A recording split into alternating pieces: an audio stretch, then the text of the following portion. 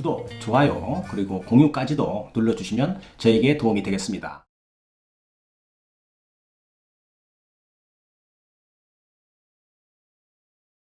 안녕하십니까. 언제나 새로운 소식을 전해드리는 육장TV입니다. 오늘은 교통사고 피해자 중에서 그 서울이나 수도권에서만 사고가 발생하는 것이 아니죠, 김 PD님. 네. 특히 아주 멀리 떨어진 제주도에서도 사고 나거든요. 네. 또 이런 곳에서 사고 날 수도 있고요.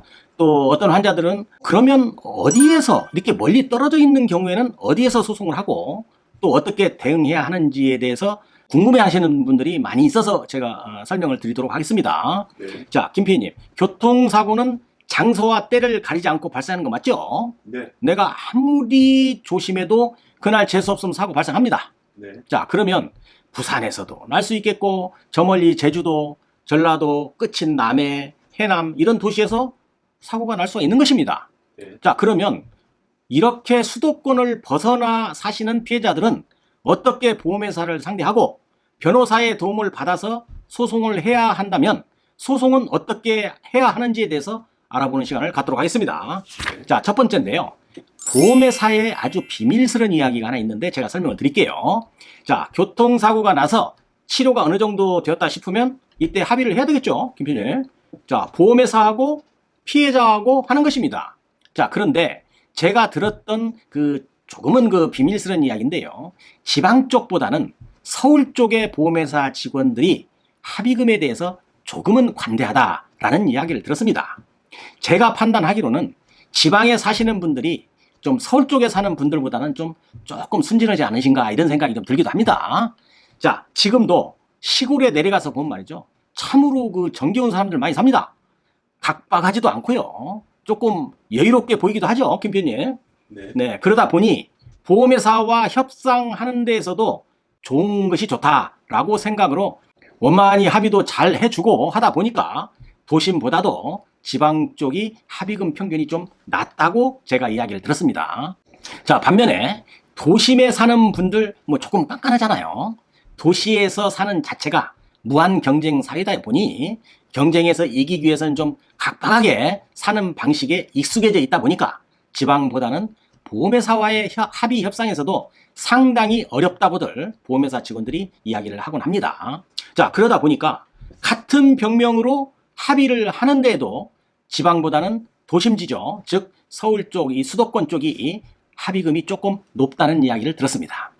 자, 좀 더 생각을 해보면 서울에 보험회사의 본사도 있겠고 또 보험회사의 송무팀도 서울에 있습니다. 또 사고 건수도 제일 많지 않겠어요? 네. 자, 그러다 보니 실적이나 보험회사 직원의 고가 점수에도 영향을 미치다 보니까 조금 관대한 합의 형태가 이루어진다고 판단이 저는 되는 것입니다. 자, 다음입니다. 두 번째인데요. 소송은 서울지방법원에서 이렇게 이제 타이틀을 잡았는데요.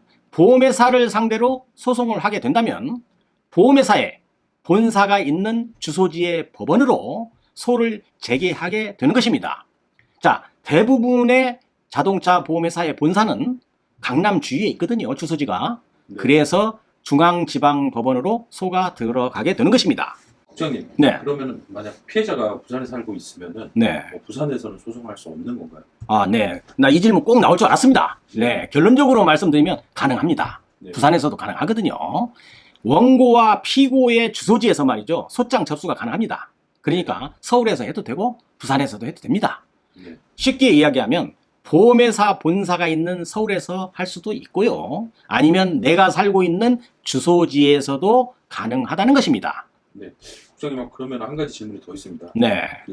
부산에서 사는 분이 서울중앙법원에서 재판이 진행되게 된다면 재판 때마다 서울로 올라와야 하는 번거로움이 있을 것 같기도 하고요.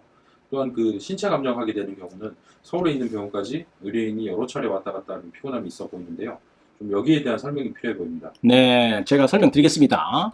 자, 교통사고로 진행되는 소를 우리가 손해배상 사건이라고 합니다. 네. 이 재판은 좀 특이합니다. 원고죠, 즉 피해자가 참석하지 않고 대리를 하는 변호사님들이 재판을 참석을 해서 진행되는 것이기 때문에 의뢰인은 서울까지 올라와야 하는 번거로움이 없는 것입니다.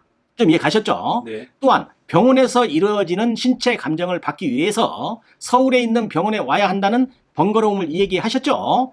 이것 또한 법원 판사님이 촉탁병원과 감정의사를 좀 정해주면 한 번 정도 서울에 있는 병원에 와서 검사받고 감정을 받으면 되는 것입니다. 만약 피해자가 제주도에 주소지가 있다든가 뭐 부산 아니면 뭐 여수 이렇게 먼 지역이라면 또 피해자가 움직이는데 조금 어려움이 있는 이런 사람이라면 법원에 신체 감정 촉탁병원을 주소지로 선정해 줄 것을 법원에 요청을 하게 되면 피해자가 사는 지역에서 신체 감정을 받게 법원에서 지정을 해 주게 되는 것입니다. 자, 김PD님, 그러면 너무 걱정 안 해도 되겠죠? 네. 그렇다면 왜 지방에 사는 피해자가 서울에 소를 제기하는 것이 유리한지에 대해서 설명을 드리도록 하겠습니다. 네. 자, 첫 번째인데요.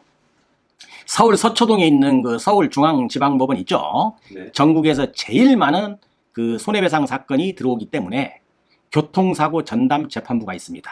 네. 아무래도 많은 사건을 처리해본 판사님들이 재판도 매우 그 합리적으로 진행을 하지 않겠어요. 네. 지방에 있는 법원에서도 소송은 할 수 있겠지만 전체 교통사고건의 80에서 90% 정도를 서울중앙지방법원에서 처리가 되다 보니까 법원에선 많은 경험과 데이터가 축적이 되어 있겠고요. 많은 사건을 처리하다 보니 지방보다는 조금이라도 전문성이 더 있을 거라 생각을 해보는 것입니다. 네. 자, 그래서 공평하고 객관적인 결과가 나올 가능성이 높다는 것이죠. 자, 두 번째인데요.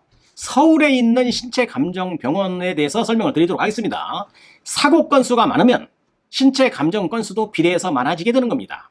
아무래도 많은 환자를 감정해본 수도권의 대학병원 감정의사들이 더 객관적이고 원만하게 잘 신체 감정을 하지 않을까 이렇게 저는 생각을 하거든요. 네. 자, 세 번째인데요. 변호사 선임도 많은 경험이 축적된 사무실이 뭐 경쟁력이 있을 수 있는 것입니다. 자, 김PD님. 자, 우리가 만약에 소화불량이 걸렸다 하면 어느 병원을 가야 되겠어요? 내과를 가지 않겠어요? 네. 자, 배가 아픈데 뭐 성형외과를 간다든가 정형외과를 간 사람 봤나요? 못 봤죠? 네네. 네, 비슷한 이야기입니다. 교통사고 피해자 입장에서 본다면 사건을 의뢰할 때는 소송을 하든 소송으로 가지 않든 내 사건을 전문적으로 잘할 수 있는 그런 사무실인지는 한번 꼭 확인하시라는 겁니다. 네. 변호사님들도 잘하는 어떤 분야가 있지 않겠어요? 자, 의사들도 전문의 제도가 있듯이 변호사들도 전문의처럼 전문 분야가 어느 정도 형성되어 있다는 것 기억해야 합니다. 성형외과 의사도 말이죠. 뭐 뼈가 다친 환자, 아니면 뭐 다리 아픈 환자, 뭐 이런 거 다 환자 볼 수 있습니다.